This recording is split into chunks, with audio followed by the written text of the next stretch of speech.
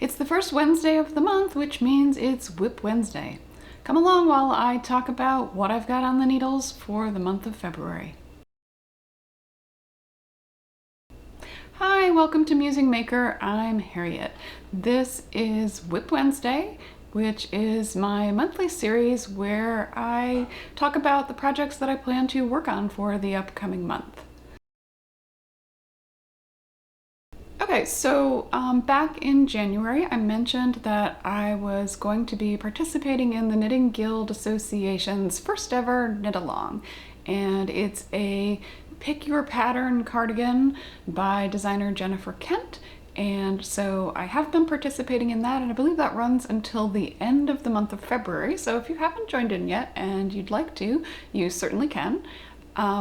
The option that you have, the reason it's called Pick Your Pattern, is that there's a cable option and then there's also a lace option to make the cardigan. You can also make a long sleeve or a 3/4 sleeve on your cardigan, and you can make the cardigan itself either longer or slightly, I wouldn't say cropped, but not as long, right? Maybe hip height, I think, as opposed to a little bit longer than that. So I have opted to do the lace version rather than the cable version. Both were equally nice.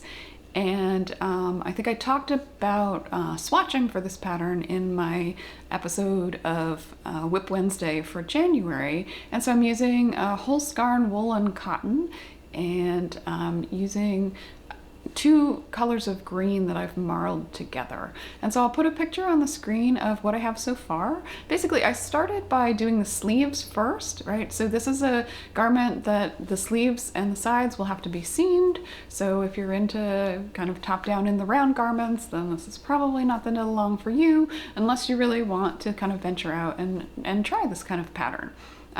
So I do the sleeves first because that gives me a chance to make sure that my gauge swatch didn't deceive me in any way.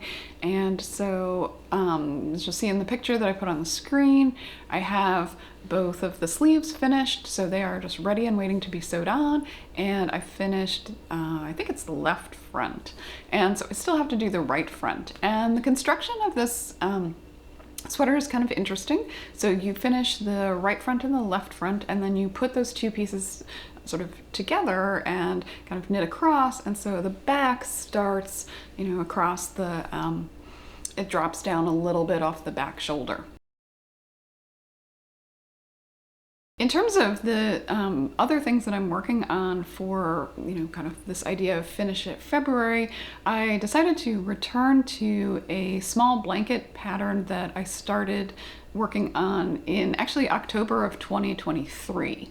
All right, so it's been over a year and a half, and I made good progress on it.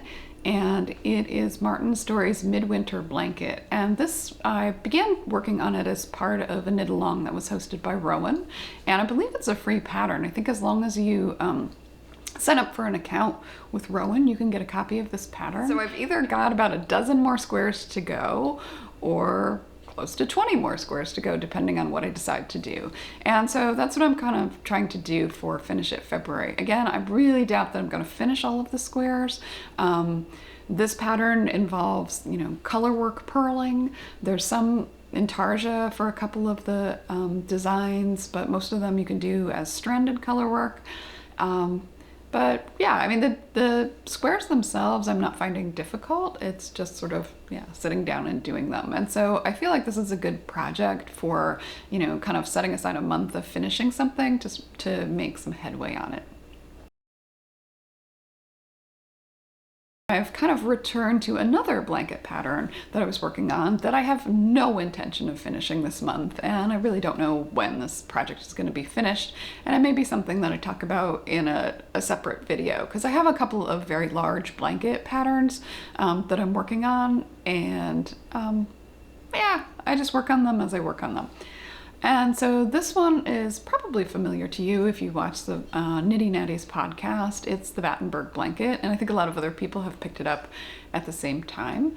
And so I'll put a picture on the screen. I've done like a lot of the colorful squares. I think I've got about 1,000 of them, right? So I opted to do the pattern the way it's sort of set out, which is that you have small squares. And the reason I decided to do that is because one of the things that I liked about it was the baker in me kind of liked the concept of creating a blanket that's premised on the idea of a Battenberg cake.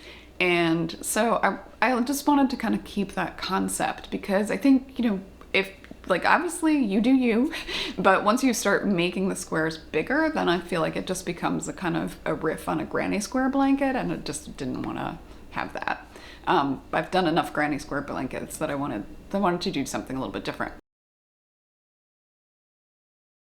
I'm working on Andrea Mowry's Framed. And so I think when I last showed it to you, I only had the ribbing done, and now I have this. So I'm actually working this in a slightly lighter weight yarn, because the original pattern calls for a DK weight yarn, but because it's also stranded colorwork, that is just gonna get so warm and heavy. And I think that the sweater itself is, cropped, and not a huge crop sweater person, although I am going to keep this one a little bit short, but I think I'm probably going to add another repeat on it. So yeah, this pattern is very, fun and engaging, and the color work, shapes up fast. Like, once you kind of get used to it, it can take a little while, right? You can make a mistake and then you want to scream because you have to go back and kind of figure out where the mistake is. But yeah, I mean, it's, you've probably seen it all over the place. It's a kind of quilt star pattern, and yeah, I'm liking it, and I'm liking the way that it is shaping up. So I don't know that I'll be able to finish this in February as well, right? I've got a lot of irons in the fire here in terms of things that I'm working on in February, and so we'll just see, right? I think my priority is to finish the Pick Your Pattern cardigan and to make a decent amount of headway. I think I would like to at least have the body finished on this maybe by the end of February, and yeah, see how that goes. Okay, so I think that is pretty much it for this episode, this February episode of WIP Wednesday. One last comment, in case you're curious, the sweater that I'm wearing is Elizabeth Starmore's pattern called St. Bridget, and it's a pretty well-known pattern. It's one of her more popular patterns. You can stand up so you can see the full cable work detail on it. Right, so it's a Celtic cable. It's one of my favorite sweaters. It's one of my favorite kind of cold weather sweaters, and it's made in Barocco Vintage DK in the color Cracked Pepper. And this was a project that I worked on, again, a very long-term project. So I started working on it. I really actually loved working on it, but it was something that you kind of couldn't, you couldn't be binge watching Netflix while trying to work on this pattern. You had to really just zero in and focus on it. And so I ended up setting it aside for, I think, a couple of years actually, and then coming back to it. But yeah, if you're interested, if you enjoy doing cable work, then this is a pattern that I recommend.